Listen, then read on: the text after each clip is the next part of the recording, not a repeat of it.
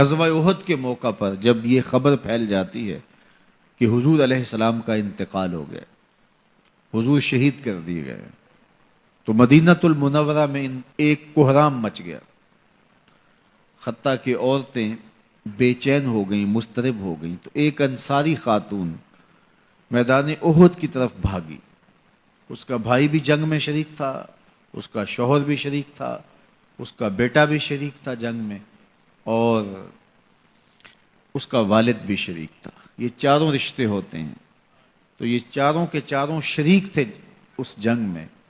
تو جب یہ خبر پھیلی کہ حضور شہید کر دیے گئے ہیں، تو اس حالت کے اندر وہ عجیب اضطراب کے عالم میں دوڑتی ہوئی احد کے مقام پہ پہنچتی ہے، تو راستے کے اندر اس کے بھائی کی لاش پڑی تھی، اس کے باپ کی لاش پڑی تھی، اس کے شوہر کی لاش پڑی تھی، اس کے بیٹے کی لاش پڑی تھی، اور وہ چاروں لاشوں کے قریب سے گزر گئی اور وہ پہچان بھی نہیں پائی۔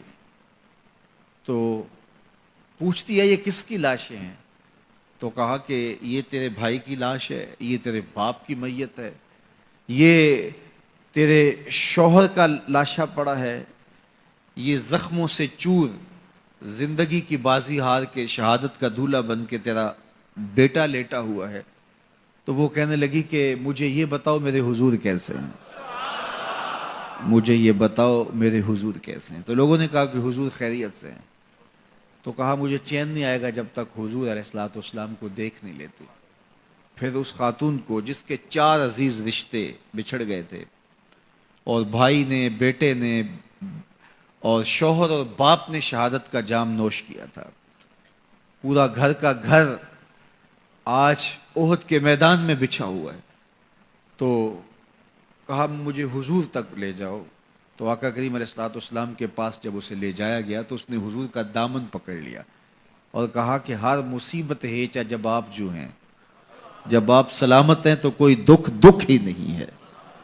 تو ان کی یہ محبت اور ان کا یہ پیار دیکھنے کو نصیب ہوتا ہے، ورنہ ایسے مواقع پہ جب اتنے عزیز رشتے بچھڑ جائیں تو پھر اپنے جذبات پہ کون قابو رکھ پاتا ہے اور کون کسی کو یاد رکھتا ہے۔ لیکن ان کی محبت بڑھی ہوئی تھی ہر رشتے سے آگے، اور ہر عزیز، ہر رشتہ دار، کائنات کی ہر شے سے زیادہ وہ حضور علیہ السلام سے پیار کرتے تھے۔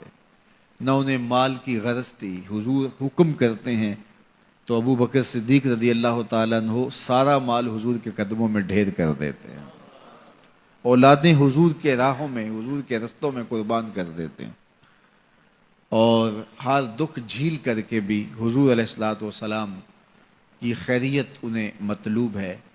اس کے لیے جو بھی قربانی دینا پڑے وہ اس کے لیے اپنے آپ کو آمادہ پاتے ہیں۔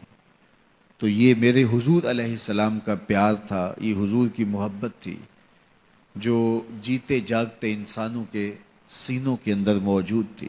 جیتے جاگتے انسان تو کسی سے پیار کرتے ہی کرتے ہیں، لیکن کائنات نے یہ منظر نہیں دیکھا ہوگا کہ جانور بھی کسی سے پیار کریں۔ حضور علیہ الصلوۃ والسلام کے گھر میں ایک پرندہ تھا۔ امام احمد بن حنبل نے اپنی مسند میں لکھا ہے کہ حضور جب گھر پہ ہوتے تو ایک کونے میں بیٹھ کے حضور کو تکتا رہتا، اور جب حضور گھر سے باہر تشریف لے جاتے تو مضطرب ہو جاتا، کبھی چھت پہ، کبھی دیوار پہ، کبھی کسی گوشے میں، کبھی کسی گوشے میں۔